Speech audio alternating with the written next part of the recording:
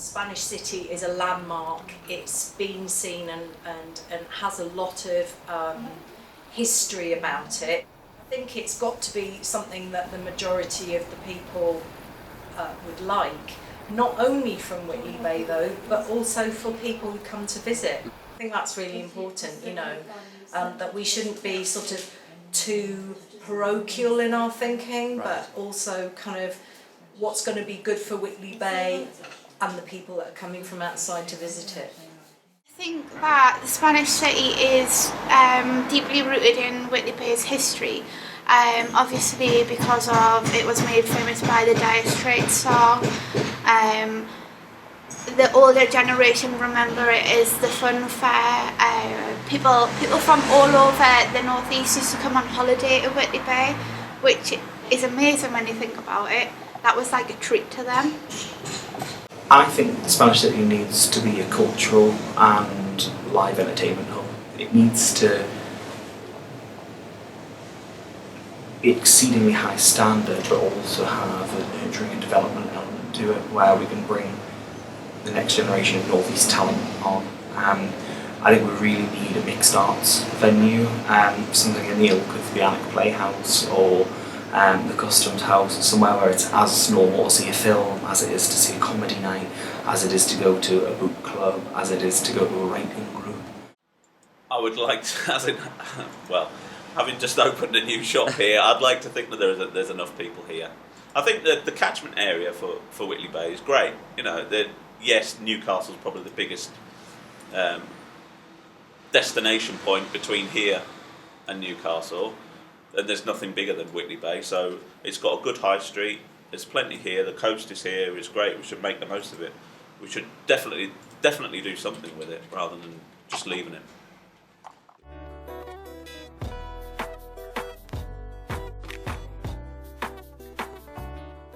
As you have just heard, the views as to what to do with the Spanish City are varied, but everyone agrees that something needs to be done.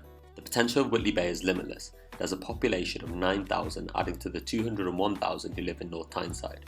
Whitley Bay's largest age demographic is 25 to 44 and has an average income of between £580 and £860, which is above the national average of £470. 74% of the inhabitants of Whitley Bay are economically active, and this sits above the national average of 70%. There is one thing that is clear: there is an untapped local market with significant disposable income. The tourism market is stable. Recent research shows that 97% of all tourists to Whitley Bay can be classified as day visitors. This sector has the most potential growth given Whitley Bay's history as a coastal tourist destination. Young families make up a large portion of Whitley Bay's population, therefore it is necessary to develop something that is accessible to all age groups. We therefore propose installing a local independent tea room on the ground floor and artwork from a local charity on the upper gallery level. Due to the iconic nature of the site, a number of uses could have been proposed, including retail, restaurant and leisure in the forms of bars and nightlife. One thing at the forefront of our mind was the Heritage Lottery funding, which Whitley Bay has already been granted at Stage 1 level. The funding stresses the preserving of cultural heritage and telling the stories of local communities. We felt that the other uses did not fulfil this as well as our proposed idea. Due to the Grade 2 listing of the building and circular floor plate, we felt that large retail chains would not be in keeping with the image of Spanish City. Furthermore, the site would be unattractive to the chains themselves due to the aesthetic and flexibility of a protected building. Additionally, with the decline of the high street and close proximity of Whitley Bay, an isolated retail centre would not be economically viable. The suggestion of a water sports retail shop was also mooted, but rejected due to the market saturation at nearby Tynemouth, which also has a much superior surfing reputation. We rejected the placing of a bar and leisure facility in Spanish City due to the negative externalities associated with the industry, such as littering, antisocial behaviour and crime. This is not in keeping with the Council's desire for Spanish City to be a family destination. Furthermore, leisure destinations are restricted to evenings and weekends, which are peak times for trade. This would not sit alongside the Council's regeneration strategy to make Spanish City an all-year-round destination, and not just a seasonal one. While the iconic architecture of the building would be attractive to a restaurant, we felt the exclusionary nature of restaurant price points and restricted opening hours would not fit alongside the Council's plan to make it accessible to everyone. Additionally, the floor plate and space restrictions make fitting a restaurant an expensive option. We feel that an independent tea room would be culturally, financially and socially ideal for an iconic site like Spanish City. A tea room that prioritises long opening hours, low entry price points, and is non-seasonal in nature would be successful with both Whitley Bay residents and day visitors. We feel that it should work with local artists and not be part of an international chain in order for it to contribute to the rich cultural heritage of Spanish City. We spoke to the owner of a successful local and independent tea room called Quilliams, who we feel embody everything that we would want from a tenant at the site. Well, we envisaged it would be entirely pretty much students, but it turns out everyone. So you got office workers lunchtime, after office hours as well. They come after they finish work. Families, lots of kids and parents who are visiting the Hancock. Yeah, a lot of students, absolutely, but even when the students are away, we're pretty busy, so kind of all walks of life. We get people, middle-aged people coming before and after the theatre, for example, at night, so evening hours we expect it to be just the young uns, but again, all walks of life. People come to study, people studying open university courses, so they can be pretty old, lots of people from the international student community as well. Yeah. The feedback we get is for our nighttime service, because it's a relief for people to be able to come to somewhere which isn't alcohol driven.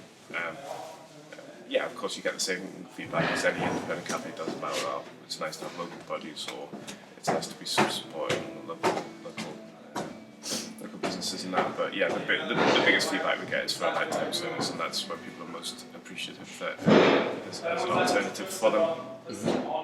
Oh, God, it's immeasurable. Yeah. But that's the biggest part. It took 3 years to find this building and work on it. It's the most important part.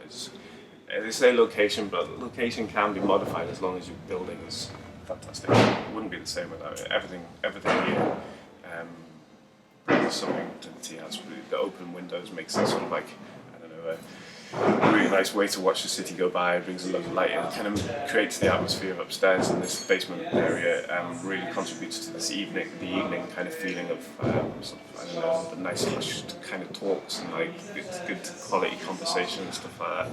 And and the basement obviously lends itself to the cinema, which obviously you don't need any light for. And it all just works, and we were very, very lucky with that. I say it's luck, but it took a hell of a lot of work to get it. The building is the most important, which is why Spanish City sounds like a great. In the upper gallery floor of the Rotunda, we propose placing an organisation like the North Tyneside Art Studio. They are a charity that works with the developmentally disabled in North Tyneside and promotes their artwork. Here we spoke to two of their directors. I think it's a famous local landmark, and it seems such a shame at the moment that it isn't being used. I think the idea of it being a gallery space for local people is fabulous. I think it's really, really nice. It's wonderful when we have opportunities to actually exhibit the work that the guys do here outside, and I think it's reasonably local, and that would be really nice. Often when people do see their work framed up and mounted in the gallery, they get a real sort of kick from it. It's a really nice experience, positive experience to see how good their work is and help with people's self-esteem. So yeah, I think it would be really, really lovely. I'm also old enough to remember Spanish City when it was fair and when it was the heart of the community, when there as a child, and I think as a redevelopment, I think it's crucial that it's returned back to the local community and available to everybody to use. As you have seen in the interviews, Spanish City is still a beloved landmark for local residents. With an occupier such as the North Tyneside Art Studio upstairs, this helps to provide a voice for those who are sometimes marginalised by society, as well as showcasing the diverse talent within the region. Displaying their artwork would help raise their users' confidence and help increase their interaction with the local community. Spanish City is a site of 7,000 square feet, and while Quilliams currently occupy 4,000 square feet, the potential to move to the larger premises is something that they said they would relish. Although it holds a place in the hearts of locals, Spanish City is seen as a relic of days gone by. We feel that our proposal would pioneer Spanish City as a destination for the whole family, with an emphasis on local entrepreneurs, culture and heritage. We feel that it is important that Spanish City celebrates the North East and is of value to both the local community and those outside the region. It's time to wake the city up from its siesta.